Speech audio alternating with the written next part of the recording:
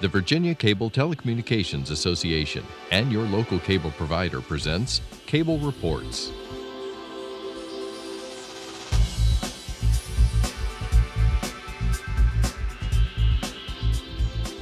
Join us now as Cable Reports brings you up to date on current issues facing the Commonwealth through discussions with your local legislators and other policymakers from across Virginia. From the General Assembly and the City of Richmond, I'm Woody Evans for Cable Reports, brought to you by the Virginia Cable Telecommunications Association and Comcast, connecting Virginians to their government.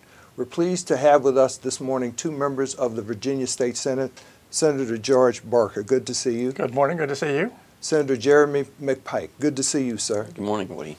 Now, as a freshman member of the august body of the State Senate, how has it gone so far the last few days? Well, it's been a privilege, to join the Senate, one of the oldest legislative body in the Americas. And so, growing up, I've actually serving in the seat that Senator Chuck Colgan retired from after 40 years. And as Senator Barker introduced me on the floor this week, I think I was 46 days old when he was elected to office.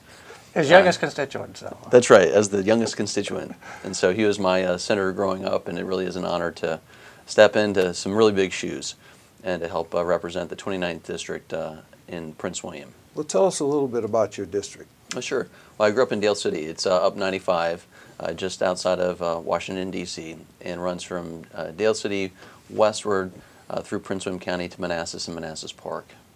Good. And tell us how you got involved in politics. Well, the last 16 years I've served as a volunteer firefighter and EMT for Dale City, and so I started to get involved in nonprofits and local issues, which is how I started to engage on the local scene and got interested on the state level as well, looking at how we have issues in prioritizing some of our budget, whether it's education, traffic. I commute over an hour each way to work into Alexandria, so I feel that on a daily basis, sort of the things that hit my family. So what were some of the issues in your campaign, and what are you hearing from your constituents since you've been here?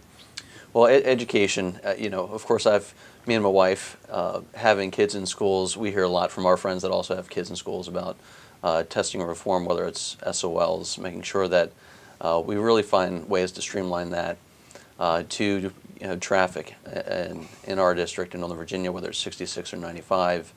I commute over an hour each way. And so that's over 500 hours a year. And so lots of neighbors also experience that, and it takes a significant impact on people's lives. It's time away from kids, practice, all the things that really make a difference. Sure. And so what committee assignments do you have?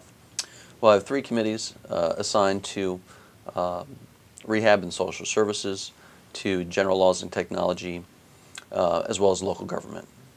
And what kinds of things do you hope to accomplish overall this session? Well, one of the larger areas I'm looking at is commuter fairness. I've heard from a lot of folks knocking doors on the transponder fees that you get charged for the Flex Easy Pass. It's sort of one of those annoyance things that they were telling me you get a $10 fee if you don't use the Flex portion within 6 months. And so I think there's sort of nuanced, aggravating things that commuters feel, and I think there are ways we can streamline it. Good, good. And George, what do you hope to accomplish this session? Well, I'm looking forward to another good session representing Prince William in the General Assembly. I have a number of pieces of legislation that I put in, as well as a significant number of budget amendments that I'll be working on. This is the year we do our 2-year budget, and so Governor McAuliffe has proposed a budget, and we in the Senate are working on that budget to be able to shape it a little bit to best meet the needs of the citizens of the Commonwealth. And I believe the governor in his State of the Commonwealth address broadly outlined those budget matters and the policy initiatives he hopes to be successful with this session. Talk to us a little bit about his State of the Commonwealth address. Well, the budget is certainly a major focus this year, given that it is our opportunity to pass a 2-year budget. It's the only budget that Governor McAuliffe proposed that he will actually be around to implement. He'll propose another one 2 years from now, just as he's going out of office, but obviously won't be around to implement that. So it's critical that we do a good job with the budget. And this year we are fortunate that we have some money to be able to deal with some issues and some challenges that we have and opportunities that we have in Virginia. Number one this year is education. We had made some major progress between 2004 and 2008 in funding education services across the Commonwealth. When the recession hit in 2008 and 2009, it really hit us hard. And so there were cuts that we had to make pretty much across the board, and those did include education. We in Prince William were among those most negatively affected by it. And in fact, right now, partly as a result of that, we have by far, the largest class sizes of any school system in the entire Commonwealth. If you take the total number of teachers, including art and PE and not just classroom teachers, and divide by the total number of students, we have, statewide, it's 12.1 students per teacher. In Prince William, it's 16.5. It's almost 40% higher in Prince William than the average statewide. 16.5. Yeah, Wow. and the next highest statewide is 15.1, so we're not even close to the second number two. Those class sizes are huge in Prince William. They create issues. They present tremendous challenges for both students and teachers to be able to manage things, and it's critical that we get some additional funding. We've not been getting our fair share in Northern Virginia, partly because over the last 4 years there's not been funding for some positions where the higher salaries of Northern Virginia are fully recognized, and Governor McAuliffe proposed fully funding those. So part of our job in the Senate is to make sure that we keep all those funds in the budget so that we can help take care of our schools and our students all across the Commonwealth. Now, you mentioned the recession as having an adverse impact on the budget, but we also saw the impact of sequestration in Washington, D.C., especially given the fact that the Commonwealth is still pretty heavily dependent on the federal government. How do we deal with that? Well, we've already dealt with it. I mean, it's actually amazing how well we've done. In fiscal 2014, 47 states across the country, their economy was booming, number of jobs were increasing. 3 states went down. It was us, Maryland, and Alaska, all of which are heavily dependent upon federal government spending. So there were a lot of dire predictions that we were going to be in a long period of stagnation or declining economy because of that. But the next year we bounced back, beat every single projection, and had an 8.2% increase in our general fund revenues in 2015. That has brought our economy back, partly because of diversification, partly because of continued growth in jobs in Northern Virginia, even with all the sequestration that had happened. And what it's done is it's put us in a position to be able to move forward aggressively this year and to meet some of our needs, such as education funding.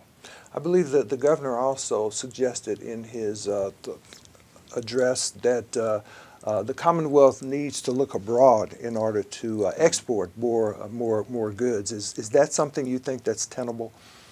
I think it is a critical component. The governor's just has boundless energy in terms of promoting Virginia, which is great. I mean, I think it really is a perfect time to have someone championing both education, higher education, and sort of what are the tools that we're going to need as year after year federal spending does continue to either scale back or slow. We have sort of a 2-year pass where Congress is extended, but there's likely going to be additional budget battles here in the next 2 years. And so we've got a brief window to sort of gear up Virginia. And so whether that's additional exports to the global market, which is critical, or developing the key small business and initiatives on cyber defense. I think those are key things that are in the budget this year. That'll be part of this year's debate, and it's something important we've got to keep our eye on. Tell us a little bit more about your transponder fee legislation. I think a lot of us feel the pain, so to speak, because you're right. I got hit with one of those penalties as well. So tell us what your legislation would do. Well, it's fairly simple. It eliminates the $10 transponder fee. You've already paid the $35 to buy it, to purchase the transponder. Why are you getting slapped on, with additional $10 fee? I think it's really about fairness and how people see how they can interact with tolls with the transponders and just making it easier for folks. So have there been any objections from the other side, whatever the other side may be in terms of we'll see that. Not as of yet, but I'm sure they're coming. Hopefully we can get that done this session and sort of simplify it for folks.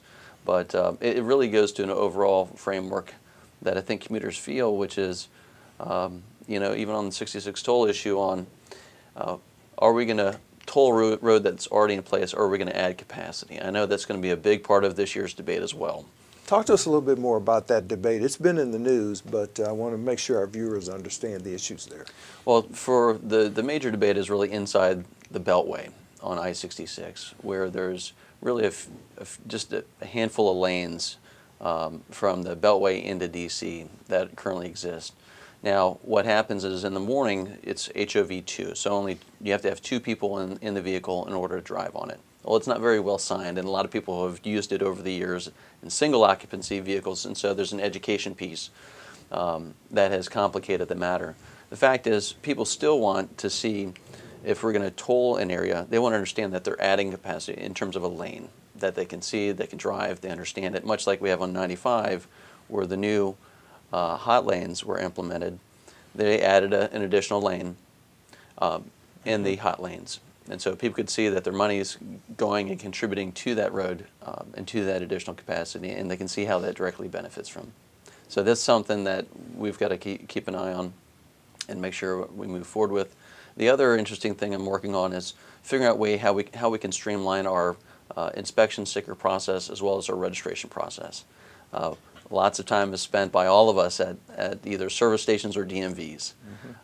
In Northern Virginia, we also have emissions, so we have 3 steps to get. And so how we can partner with DEQ, with state police, and DMV to start to streamline sort of a one-stop shop at our service stations, again, to improve the commuter experience, is something that I'm working on right now.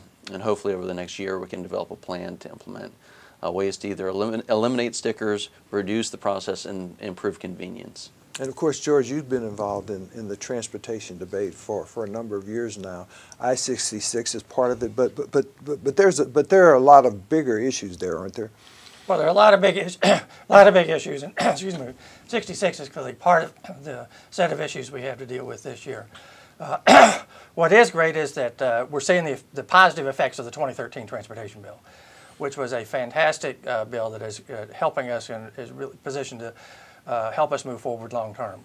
We were feeling the impact in Northern Virginia that there were companies that were choosing not to expand in Northern Virginia simply because of the transportation problems and what it was doing to their employees.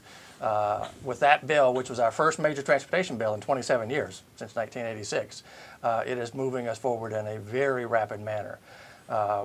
This past year, we saw tremendous numbers of repavings of roads, some of which were 10 and 15 years behind in getting the repaving done. And it's making a difference in terms of reducing the potholes and making the trips a little smoother. It actually, in some cases, actually increases speed a little bit. So that does have a little bit of a double-edged sword on things. But we also have a number of different road projects that are starting to move forward. I've been working with a number of people from VDOT as well as other local elected officials on what we're going to do on 28 between Manassas and Centerville. That's an area where that road is not wide enough to be able to handle all the traffic, both in the morning and the afternoon. And so we have a number of different issues, and we've started the planning process to be able to look at alternatives as to how we widen that from Lightbeerig Avenue all the way up to where it is wider starting in the Centerville area. So we're going to do a lot of that, and we also have funding for a good bit of transit types of things. Extending the rail to Dulles and into Loudoun County is certainly getting some state funding out of that. We need to look at how we benefit from that in Prince William, because we have the least amount of transportation options that are available now. And actually right now we're facing a huge loss of revenue and decreased funding that has the potential to really devastate the Omni-Ride and Omni-Link system in Prince William. So we're trying to deal with that, and I have some budget amendment in to try to deal with that. On the transportation subcommittee that's dealing with those things. And so the transportation is going to be a priority for me again this year as well. Now, with the increased funding, is there now a need to set priorities in terms of how that money is used and where? Yes, and we've already been doing that. And actually, one of the things that is helping us in Northern Virginia is legislation we got passed a couple of years ago that said that we're going to fund those projects that provide the biggest benefit in terms of reducing congestion and helping people get to where they need to get faster. We have the worst transportation problems in the entire Commonwealth. The only thing that competes with us is the river crossings down in Hampton Roads. Nothing else is even close. And so what it's doing is it's helping shift funding towards Northern Virginia. It's also helping us in Northern Virginia prioritize our projects. And a lot of the additional projects that are now up for funding are projects that are either in Prince William or just outside of Prince William in ways that will help a lot of Prince William commuters, the ones that Senator McPike has been talking about here. Now, besides decreasing congestion, which is obviously important, what other criteria is used to determine those priorities? Well, congestion is the number one criterion. So that was set by the General Assembly. So that is number one. Obviously, we listen to local governments and people within the local communities and helping determine how we do things and what projects, if there's basically no measurable difference, which one is there's the biggest demand for, where you can really have a big impact for a lot of people. But congestion is the number one thing, and that's critical, because it used to be in the past, money got sort of spread around. Basically, each part of the state got its share of money, whether there was a major problem or not. And that's how we got shortchanged on a lot of things historically. We're now catching up. Now, in terms of specific legislation, I believe you have an initiative dealing with the financial abuse of adults. Yes. Talk to us about that. Yeah. It's actually legislation I put in last year. Like a lot of my bills, the first year they're in, they get passed in the Senate but don't get passed in the House. But I think we will be able to get it enacted this year. What the bill says is any time when someone there's a report, an investigation by Adult Protective Services of potential financial abuse of someone, and it appears as though there may have been an abuse of $50,000 or more, that is automatically reported to law enforcement. So you have criminal side investigations going on as well as what's done through Adult Protective Services. Adult Protective Services sometimes can intervene and stop it from getting any worse, but they're not in a position to be able to recoup the monies that have been lost or to prosecute somebody. And what this will do is send a message to the perpetrators of these. Sometimes they're family members, sometimes they're other people who sort of weaseled their way into the confidence of individuals. Sometimes they're caretakers who are helping them or end up stealing from the very people they're supposed to be taking care of. And there are a lot of examples of that, and that was part of what led me to put the bill in last year. And I think we will get it passed this year. Senator McPike, I understand that in the governor's budget proposal, there's a pay raise for state employees, but more specifically for K-12 teachers. How important is that? Well, I've heard from a lot of teachers that dealt with multiple years of cuts and no pay raise, and so they are really looking to ensure that happens, and that's only in the second year, not in the first year of the biennial budget. And so it's important that be maintained as the stresses, as Senator Barker just described, sort of the class size for Prince William are already tremendously high, recognizing that first off, I have 3 girls. Managing just 3 girls, much less a classroom versus 25 or 30 kids, I don't know how they do it day in and day out. So they really are the backbone of helping to develop the next generation of our kids and deserve some credit. And of course, as a parent, I'm sure you've heard from your 3 girls and some of the teachers that we still maybe need a little tweaking in terms of the standards of learning. Those exams that are administered that can be an administrative nightmare. Some question the value of the multitudiny of them. So talk to us about what you're hearing about that from teachers and parents on those issues. Well, lots. I can tell you. I mean, watching my 10-year-old, my middle daughter Erin, stress out over math SOL, a year and a half ago. I was just like, okay, this is crazy. She couldn't sleep at night, just the anxiety attack, and for a 4-hour exam, I'm thinking, what are we doing? For elementary school kids.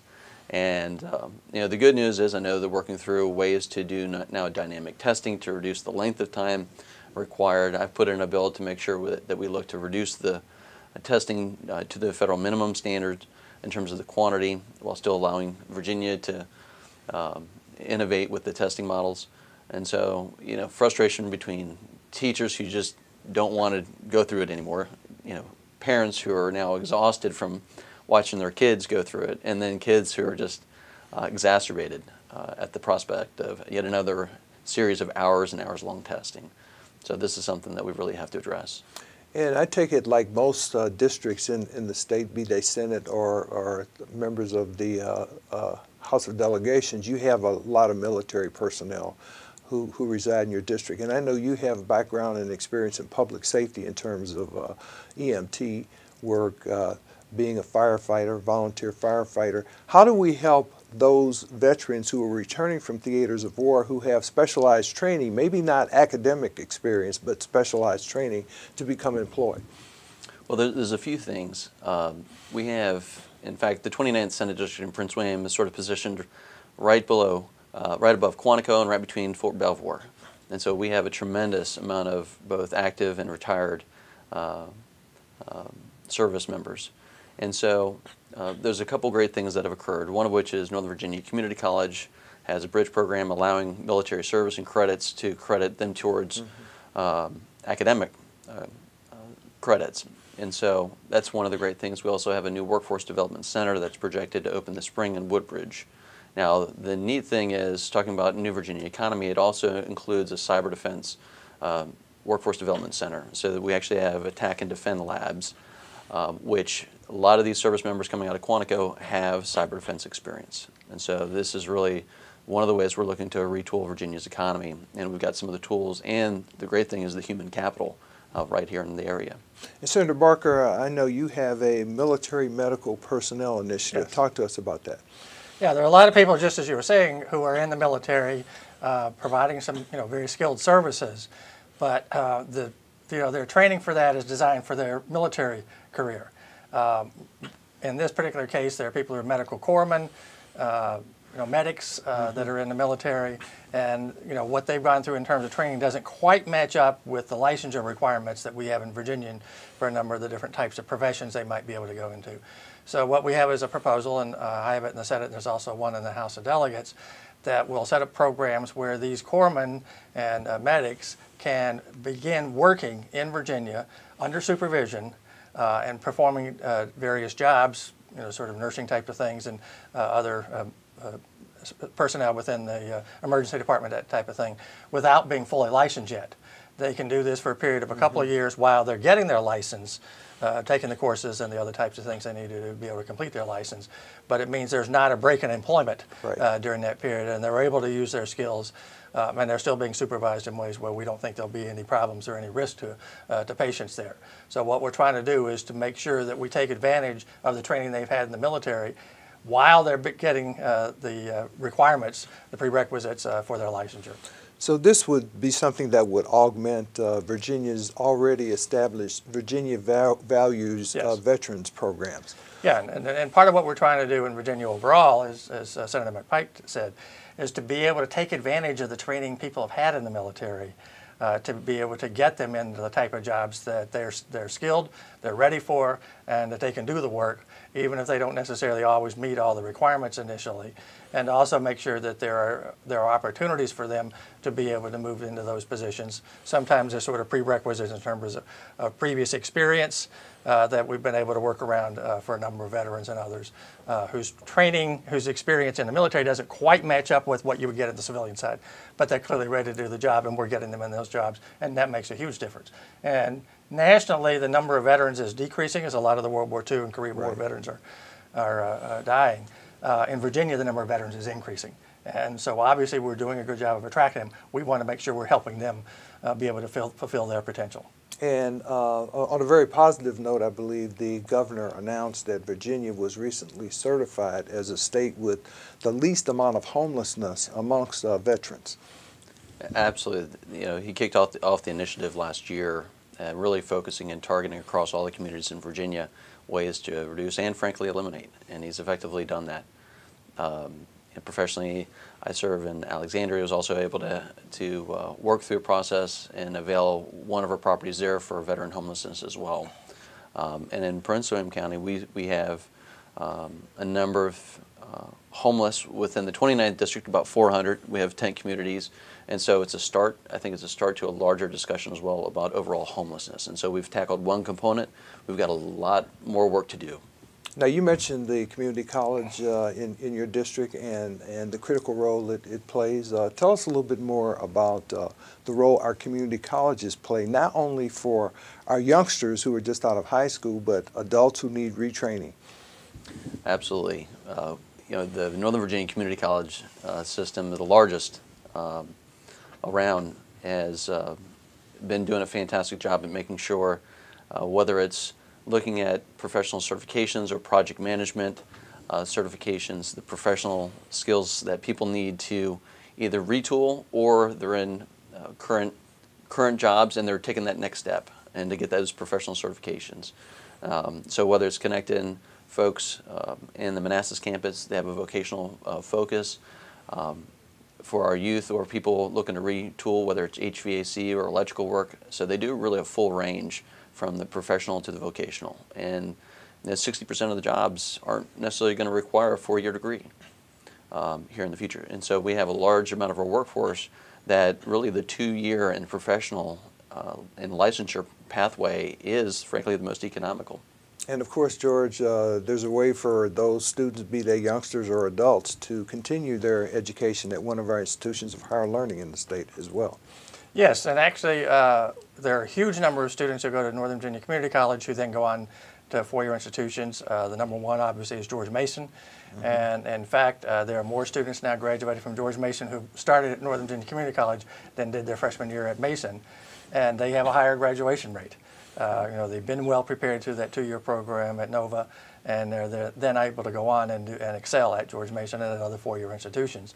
And across the Commonwealth, there are these types of agreements with every university. So there's no university that someone who goes to Nova cannot get into if they meet all the prerequisites. And there's also the tuition assistance grants with the 2+2 program, I believe, that allows for financial assistance for those students. Yeah, there's some that provides financial assistance, and there's also if you have a certain grade point average and you meet all the requirements, you automatically get it admitted. So it's not like you have to wonder whether or not you're going to get admitted after you spent 2 years at Nova, whether it's George Mason or UVA, Virginia Tech, wherever that you want to go on to. And in addition, the tuition assistance grants are actually for the people who are in the private institutions. So we've tried to provide opportunities, since we don't have enough capacity in our 4-year state institutions, which are outstanding, but don't have enough capacity to be able to serve everybody. So that the plethora of private schools that we have across Virginia, if you're someone who graduated from Virginia High School, you can go to those and receive assistance there as well. Your constitutional amendment, which I think is not the first attempt. Not the first attempt, that's correct. At making redistricting a fairer process. Yes. Talk to us in a little detail about the need for that. Well, I think it's something that is needed. I think it's something that can provide equity and fairness throughout the Commonwealth. Right now, what you have is a system that's set up sometimes that one party or the other, whoever's in power at the time, can draw the districts in ways that tremendously favor their political party. What my constitutional amendment would do would set up a independent commission that would draw the districts, and their number one criterion would be trying to make sure that they are balanced and fair, so that if, right now, with the state almost evenly split between Democrats and Republicans in terms of the outcome of elections, half the districts would be more Republican than the state as a whole, half the districts would be more Democratic. And you wouldn't have a thing where 65 or 70% of the districts are shaded towards one party and only a handful of districts towards the other party.